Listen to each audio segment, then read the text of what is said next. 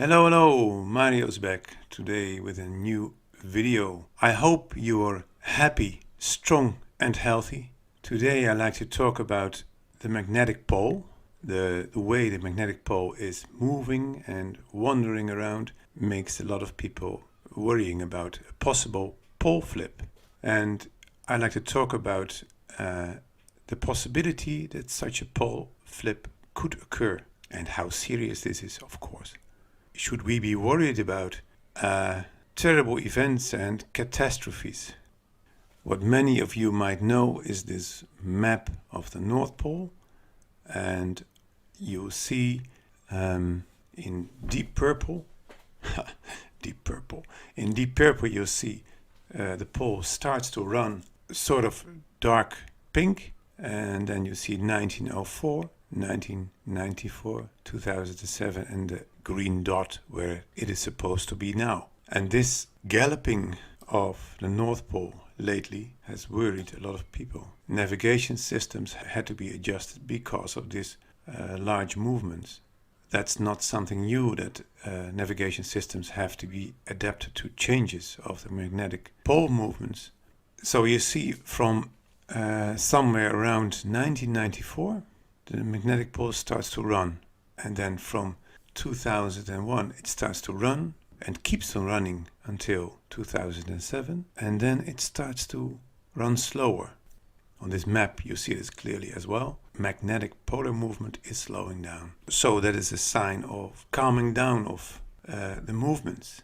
I would like to take you to this map. This is a scientific research done by two guys with a difficult name. I always have to look it up. They are called McElhinney and McFadden, and this is research done in 2000. Very well done research. So this is my basis of the pole movements over the last 4,000 years. Why do I show this map? Because this is, let's say, the zone in which the magnetic pole has moved and will move in the future as well. But when magnetic pole movements start to walk outside of these boundaries, we really need to be worried. Only then you need to be worried. But because it is still within this area, our current pole position, I would say, and it is also slowing down, I wouldn't be so worried. It's just the natural movements of the magnetic pole, nothing special. And I now take you to Antarctica.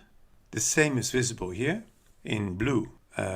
Starting position of the magnetic pole around the year 1600. Then it slowly moves to purple, to dark pink, to orange, and to the green dot where the pole is now. Somewhere around 2000 the movement is making a turn. There is no research done to the magnetic south pole by McElhinney and McFadden, so I have no data on this, but I suspect it is approximately the same. So what I mean with the same is that current magnetic pole movements is still within historical boundaries.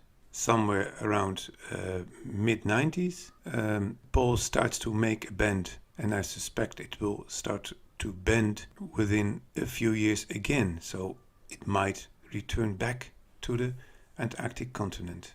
But if I look at this, what we saw at the North Pole, we saw the walking of the North Pole, magnetic North Pole, and then the running of the magnetic pole to North Pole, and then suddenly it started to slow down. But it is not what we see on the South Pole. It started to run somewhere in the mid-90s, and it is still running today. So I cannot say with certainty what this means. I suspect it will slow down.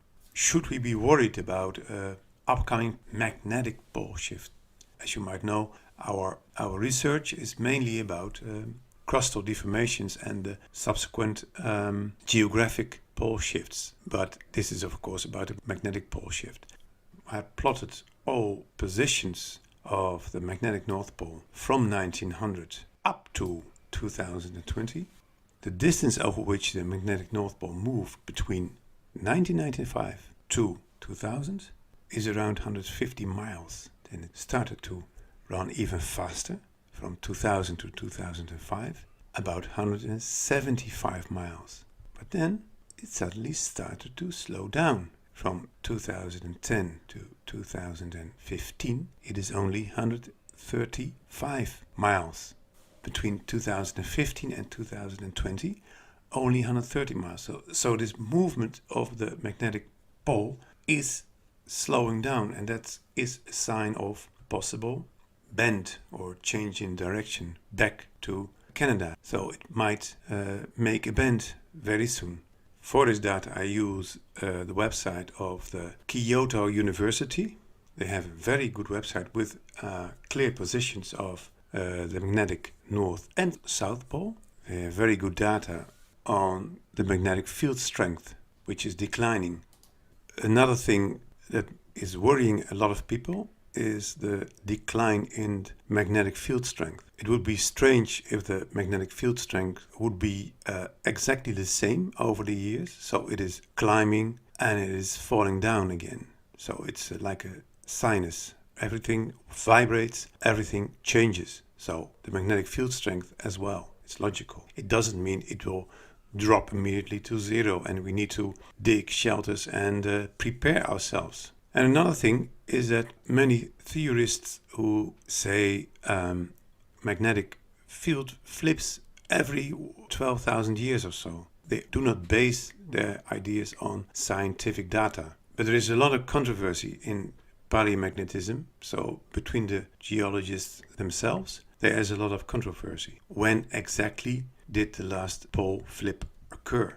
One of the best books about polymagnetism is written by Robert F. Butler in 2004. It is not easy to read, but if you manage to work your way through this book and try to understand what he is saying, it will become more clear what it actually means, this magnetic pole flip and movements over the history of the Earth. Because he's very clear about one thing: there is not common ground among geologists about the last pole flip. There's even not a common ground about the alleged pole flip some 720,000 years ago. But there are also geologists who say, no, there is a lot of contradictory data still in this data set. So we do not agree with this 720,000 years ago. So there is no unanimous agreement among the scientists. This book of Robert F. Butler is called Magnetic Domains to Geologic Terrains, and he is from the University of Portland. If you carefully read it, you will understand what enormous errors are built up in this terrain, because it goes from chemical discipline to a mathematical terrain. But on the way, from all these steps, from alignment of magnetized rock along the collection of all this data to a point cloud of data towards suspected former pole position, it is a long way full of controversy and errors. It's certainly not a done deal that there is such a thing as a pole flip, or there is such a thing as polar flips over the last million years. It is certainly not a done deal. And if you read this book of Butler with one thing in mind, if you look at the isochrons of the ocean floor, you will see that this map of isochrons of the ocean floor shows how once South America and Africa fitted together. But if you look at the other side, in the Pacific, you also must do the same thing. And if you do this, you will find out that the Earth was much smaller than today. This is the only clear conclusion you can draw. Because the growing Earth, the expanding Earth, is a fact. But if you neglect this fact when examining magnetic data, you will find out that this influences the polar movements, the alleged magnetic polar movements. So if you take a whole other road, okay, I accept that the Earth has expanded. And if you look then to all the data of the magnetic rock, you will find out that the pole has never flipped over. You will find out that this pole flip movements result in a totally different pattern than if you totally neglect the expanding Earth. But it is such a complicated terrain that we are now trying to make a model of this altogether, but it is it is terribly difficult. Let's go back to the initial question. Will there be a pole flip? I think no. We will not see this process of pole flip happening in our lifetime, and maybe it will never happen. But the expanding Earth and the migrating geographic North Pole is a fact. The next expansion cycle and the next North Pole migration cycle might be coming in a few thousand years. We should be worried about other things, really, like political instability and our behavior as humans in our natural environment. Make a better world for not only us, ourselves, but also for our children and the animals and the plants that live on this world as well. No panic for pole shifts. You will see that this polar movement will be in an area where it always has been, because the core that creates this magnetic field is much, much heavier than the crust. The crust is just 1% of the weight of the whole Earth, and this core that creates this magnetic field is many, many times heavier. So there's no reason to suspect there will be immense flips and changes, or even a reverse in rotation of the Earth, as some theorists believe. Don't worry, be happy, take care of your direct environment, take care of the world, take care of other people, be kind, be loving. Thank you, and bye-bye.